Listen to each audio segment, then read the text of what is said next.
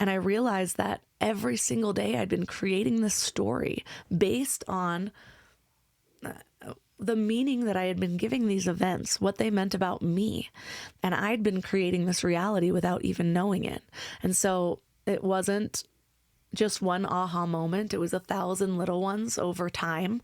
But I started to realize that everything came back to how I was interpreting my own story, and that I could actually rewrite that. I could change the meaning that I gave different events. And when I did that, it would affect the subconscious and change my life, not just in the present moment, but the future that I was building. Wow. Well, thank you so much for sharing that. And when you talk about the rewriting of your story and how that helped to, it really helped to rewire, reconfigure your reality, were there specific steps? Was there a kind of a protocol that you did to do that? Was it through, a talk therapy approach, or or was it a little bit just more on the fly than that? For me, it was more on the fly. But as you can tell by my deep dives into everything I become interested in, I became really curious as to which of the 1,000 things I did actually moved the needle the most.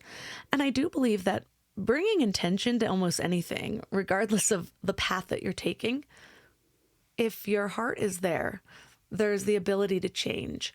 But I wanted to find the fastest path and really figure out, like, what are those pieces that you really need to know.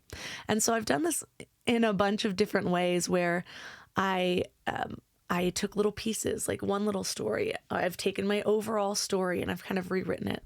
But what I've realized is that it comes back to 7 steps, really. There's 7 pieces of your story that you need to know to have a breakthrough the fastest. And you can do these steps in a couple of different ways. You can either look at it as the overall, which I'll explain in a minute. Like, you just throw everything that fits in that to kind of see the themes of your life. This is really helpful if you're trying to find your purpose, you're trying to find the common themes you don't really know.